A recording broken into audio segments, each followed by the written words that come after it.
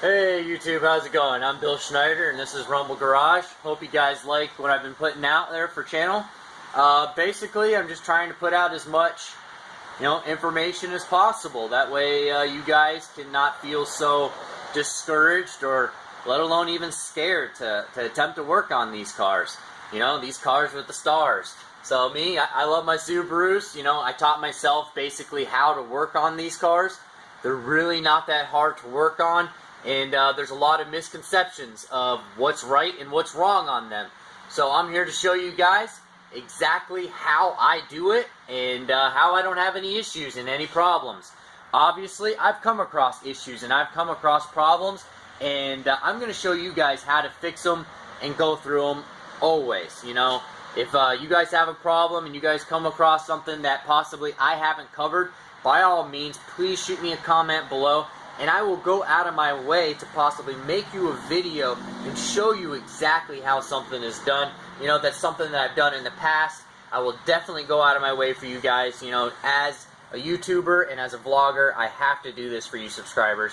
You guys are literally what makes me for this YouTube channel. So thank you guys for the support, and here we go. It's another day.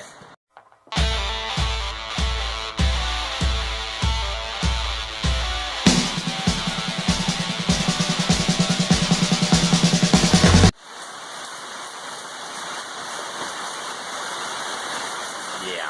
Where did this come from? Where did this come from? Like, what is this? Getting ready to start working, and boom. Thanks, New York.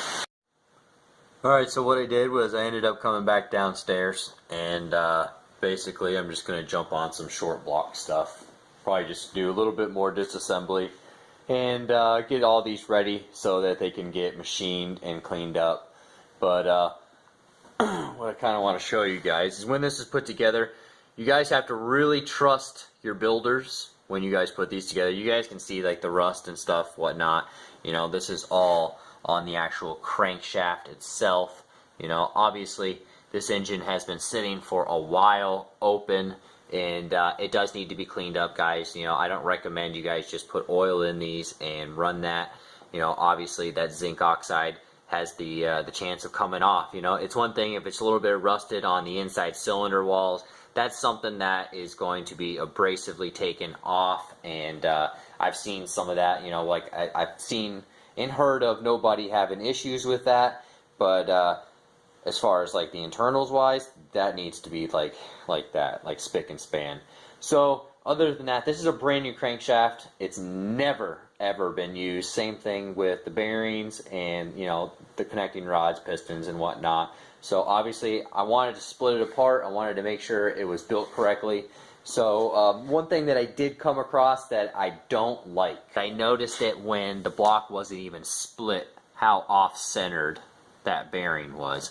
So how they're supposed to go, guys, is when you put these bearings in, this here is actually supposed to be here flush with the block where the case half meets. So that's where your seam is supposed to be. All the seams are supposed to be completely level and flush with this, and they're not. I think only one is. Yeah, this one here on the back is the only one that was actually flush. You can see this one's way down and in. This one's also way down and in. This one is way down and in. And so on and so on. So that's definitely a problematic issue that could arise. These were all also, I put them all in exactly where they're supposed to be. So this is exactly, see how they're all flush, guys? This is exactly how they are supposed to be. This is the alignment tooth. You guys can see the tooth here. They all have their own alignment. So yeah, I'm a little disappointed when I pulled it apart to see some of these offsetted and whatnot, but other than that, I mean, there are great parts in this. Was it assembled correctly? Absolutely not. In my eyes, no, it wasn't. So I'm very glad that I ripped it apart and went through it. I was told that this, sat for about 6 months. I believe that was the number that was spit out. And yeah. It sat a lot longer than 6 months. That's for sure. So sitting inside someone's house, they shouldn't corrode like this. This definitely probably sat in probably a garage, outside more. It got a little bit more of the outside air, for it to corrode and rust like that. Especially like, look at these Manleys, dude. Look at that. This is, look at that. Look at that dry rust on there. You guys see that? It's really rough. So, I mean, this is something that you guys need to really pay attention to. If something says it's built and it's been sitting, take it apart. This is by all means just, a lesson for you guys. That way you guys get an idea, an understanding, of what basically there is. I was told that he shoved a sock in there on the end of the connecting rod so they didn't score, or excuse me, I was told they shoved a towel in there, which I saw the white towel in there, on the connecting rod so it didn't score the cylinder wall. Turned out they were socks. Like somebody gave up their socks. So yeah, there's still a sock in this half here holding the other connecting rod. You can still kind of see it in there. I didn't even realize later till it was a sock. So they shoved a cotton material inside of the engine. I don't know if you guys realize this. Cotton has fibers and airs and whatnot, so I don't know if they ever intended on what they intended on with doing that. Either way, shoving the sock in there is kind of, I don't know, a little weak-minded in my eyes. If you couldn't go out of your way to maybe wrap it or put something else in there other than the sock off of the bottom of your feet. But hey, to each their own. I'm going to do it right. This thing's going to be correct. This is going to be going on my RS, my two-door, guys. So in case you guys were wondering, this is not for Murder WRX. This is something that I'm going to take my time on and assemble. This is actually going to go in my own personal car. So if you guys are curious, that's not this. I'm going with a 2.5 hybrid build for Murder WRX. I've already got the EJ257, or is also the same thing as an EJ255 bottom end, the short block. The only difference is the pistons. They have a different part number. Other than that, I got it off of a good buddy of mine.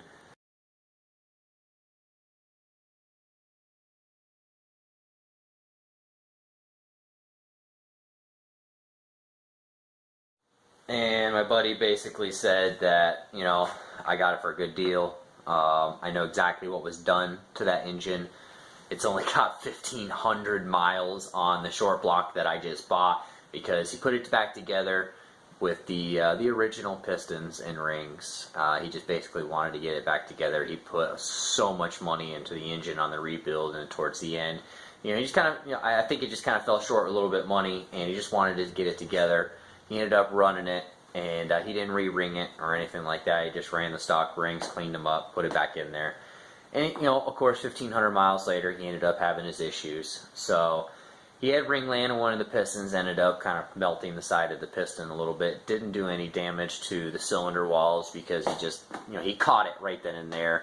I know the motor very well. I got to see the car, a lot. So, long story short, that car was like super quiet. The bottom end was really quiet. I trust it. He put an STI crank in it. He went to Subaru dealership and he paid like a whole bunch of money to get it done. So I know that the car's done right.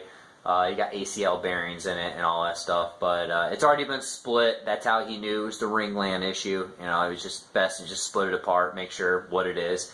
And that's what it was. So he ended up deciding he's just going to go in a different direction. He's not going to rebuild the XT. He's basically selling everything. So I jumped on that block, EJ255 block. So I went with that short block, grabbed all of that. It's the same case halves. We're just going to go ahead and replace everything inside with all fully, forged internals. That way we can get about 500 horsepower out of that engine with the full hybrid, motor. Go with the 2L heads. In case you guys don't know what 2L means, it's 2 liter. If you ever heard a bunch of OG guys, that's what they call the heads, it's a 2L head. So, yeah, they flow better. Other than that, I'm going to jump on that, build me an engine. Nice little update for you guys, nice little rambling, but again, it's a little bit more information out there for you guys, so you guys can understand what it's like to actually tear apart these short blocks and what you're looking for. make sure they're built correctly. A lot of the times you can tell from that outer crank bearing. You can see that if it wasn't put in there properly, the rest of the bearings probably weren't set in there properly as well. It leads me to believe maybe they just didn't put enough assembly lube in there and it binded on the crankshaft, so when they turned it, maybe that possibly turned it, or they just think that they could just throw them in there at any direction and a bearing's bearing. It doesn't work that way, because yeah, all you builders, and really you don't even need to be a builder to realize that those really aren't like bearings. You know, they don't have like ball bearings. They're not ball bearings. It's a bearing as far as it bears the pressure. So it's bearing your pressure. Bearing. You understand? Bearing. Okay, so a lot of guys, hey, that's not a bearing. Yeah, you're right. It's more like a shim. They are shims. But ACL, King, they're pretty much the best on the market. A lot of guys don't like ACL because of how they package them. Because they put the ACLs on top of ACL on top of ACL, you know, metal on metal. A lot of guys, they don't like that. But I haven't had any issues with them just because it's a very hard metal. They don't break down as much as the soft aluminum. So other than that, they're forged as well, guys. I don't know if you guys know that. The bearings are forged. I'm pretty sure they're semi-forged. Not fully forged, but semi-forged. That's why they displace the heat so well. What else can I give you guys for information? Yeah. Oh, if you guys ever see that rust, and you see that and you're ever wondering, like, how do you clean that up without taking metal off of that? It's called hot tanking. You're going to take it down. The CNC place is going to hot tank these. They're going to put it in a machine. They're going to turn it on. It usually takes hours to get it done and whatnot. You can usually pick it up. It makes all your parts look beautiful. So make them look like a brand new engine. I'm going to do that to this case halves. I don't like the black paint. More of my signature is a gold short block. I really like the gold. So if you guys can't tell from my Sylvia, I was going with that bronze gold kind of accent look. It's just kind of my thing. I like it. Yeah, other than that, I'm rambling again. Thanks guys for checking me out. I'm Bill Schneider. This is Rumble Garage. And other than that, I'm sorry I got screwed by the rain today. I really wanted to get some more GC8 content out there for you guys today. I'm really going to shoot for tomorrow to at least get something done. Even if I have to stay up late tonight to get any kind of work done on that thing, I'm going to do it. Especially for you guys. I've had a lot of people emailing me, especially emailing me on the Rumble Garage email, which in case you guys don't know, that's always in the description. In case you guys want to send me an email and ask me any kind of question whatsoever, I will definitely answer you back as soon as possible. But everybody's asking me what's going on with the GC8. You know, everybody likes the WRX builds and whatnot. You know, it's cool to see, but those GCs are rare. So when you see them and people are doing anything like I'm doing to them, it's awesome to see. And it's not awesome to see when you're not putting content out for them. Totally understand. You know, imagine being the guy who owns it. He wants it done. I'm the builder. Imagine how I feel. I really want it done because I don't get paid unless it's done, right? So other than that, I got to get that done so I can get another, you know, basically get a spot free so I can get another car into my driveway and start another job. You know, restorations, they take a long time. Sometimes you think it's going to be easy, and it ends up taking a lot more time than you thought it was going to. So thanks, guys. You heard me ramble for a long time again. I appreciate you guys' support. And again, if you guys have any questions, please, by all means, shoot me a comment or shoot me an email. Thanks, guys. Have a good one.